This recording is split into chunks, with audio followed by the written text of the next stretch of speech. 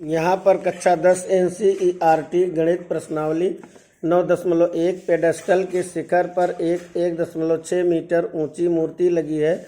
भूमि के एक बिंदु से मूर्ति के शिखर का उन्नयन कोण 60 अंश है और उसी बिंदु से पेडेस्टल के शिखर का उन्नयन कोण 45 डिग्री है। पेडेस्टल की ऊंचाई ज्ञात कीजिए। तो पहले मान लेते हैं कि यहाँ पर एक बिंदु है, ये भूमि है। यहाँ पर एक बिंदु पर जो है मतलब यहाँ पर पेडेस्टल बना हुआ है और इसमें क्या क्या दिया गया है। पेडेस्टल के शिखर पर 1.6 मीटर ऊंची मूर्ति लगी है। तो एक पेडेस्टल बनाते हैं, ये AB कोई पेडेस्टल है और इसमें पेडेस्टल की ऊंचाई ज्ञात करनी है। तो पेडेस्टल की ऊंचाई मान लीजिए H मीटर और इस पेडेस्टल पर एक मूर्ति लगी हुई है BC। ये कहता है पेडेस्टल के शिखर पर एक इतना मीटर ऊंची मूर्ति लगी है। तो 1.6 मीटर ये ऊंचाई की क्या है, ये मूर्ति लगी है इस पर और ये क्या है, पेडेस्टल है।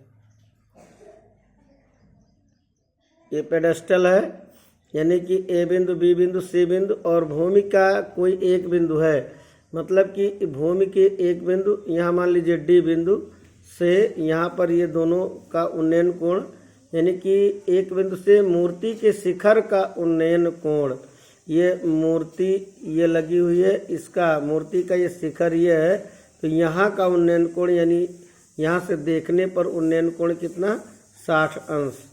यानी कि इसका उन्नयन कोण कितना बन रहा है, 60 अंश बन रहा है।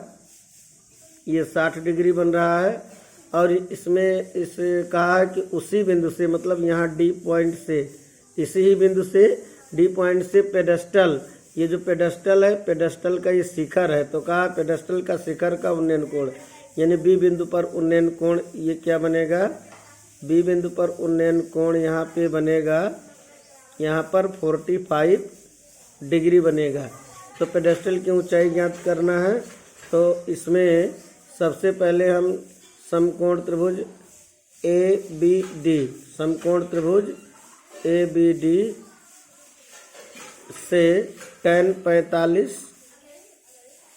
tan 45 इज इक्वल टू लंब बटे आधार यानी कि AB बटा AD और दिस इम्प्लाई tan 45 का मान क्या होगा 1 और AB कितना है H मीटर बटा AD अकन्ने AD is equal to H, equation number 1 बन गया। अब जो है समकोण त्रिभुज कौन लिया जाएगा, ACD। तो समकोण त्रिभुज ACD से क्या करेंगे, tan 60 डिग्री इसमें पकड़ेंगे, tan 60 is equal to tan 60।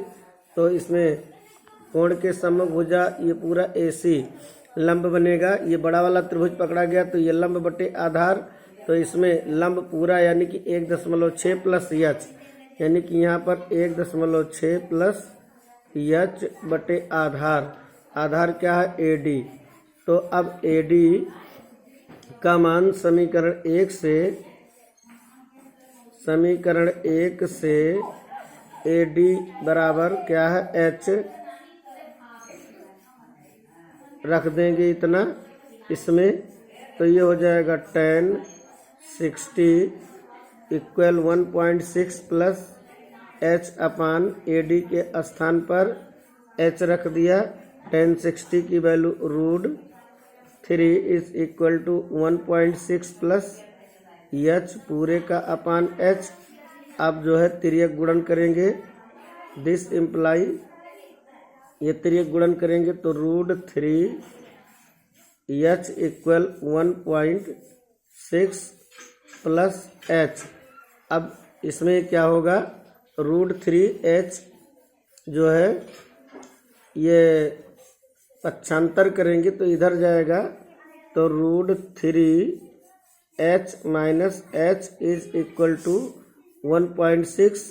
This imply अगर इसमें कॉमन लें H तो √3 -1 इक्वल टू 1.6। अब √3 - 1 बटे में जाएगा तो h इज इक्वल टू 1.6 अपान √3 -1 परमीकरण करने के लिए √3 + 1 का ऊपर नीचे गुणा करेंगे √3 + 1 तो ये 1.6 ब्रैकेट में √3 + 1 और यहाँ पर a + b a - b a² - b² मतलब a के स्थान पे √3 तो √3 का वर्ग क्या है 3 और -1 का वर्ग 1। 3 में से 1 निकाल देंगे तो 2 बचेगा। 2 से 16 में भाग देंगे 2 × 16 यानी 2 से 1.6 में भाग देंगे तो 0.8 बचेगा और √3 + 1 मीटर यही आंसर बन जाएगा। यानी कि पेडेस्टल की ऊंचाई का जो उत्तर आएगा 0.8 ब्रैकेट में √3 + 1 मीटर, इतना ये मीटर बनेगा। इतना मीटर आ जाएगा पेडेस्टल की ऊंचाई h की वैल्यू। अब इसमें प्रश्न में दिया गया था कि एक जो है पेडेस्टल है, इसके शिखर पर 1.6 मीटर ऊंची मूर्ति लगी है। भूमि के एक बिंदु से यहाँ पर D बिंदु है भूमि पर। अब जो है उन्नयन कोण मूर्ति का शिखर से है तो इसका उन्नयन कोण 60 अंश और पेडेस्टल का ये जो शिखर है इसका 45 अंश। तो पेडेस्टल की ऊंचाई ज्ञात करनी है तो सबसे पहले समकोण त्रिभुज ABD, इसमें tan 45 h/AD सरल करेंगे AD = h। अब ये समकोण त्रिभुज ACD, इसमें हम tan 60 बराबर ये लंब क्या होगा 1.6/h/AD तो 1.6 + h/AD tan 60 = √3। AD के स्थान पे h रख देंगे समीकरण 1 के अनुसार। तो तिरछा गुणा करेंगे, h को पक्षांतर करेंगे, h कॉमन लेंगे और h कॉमन लेंगे तो ये पूरा √3 - 1 ये बटे में जाएगा। परमीकरण करेंगे 3 में से घटाएंगे 2 से भाग देंगे तो ये हमारा उत्तर बन जाएगा।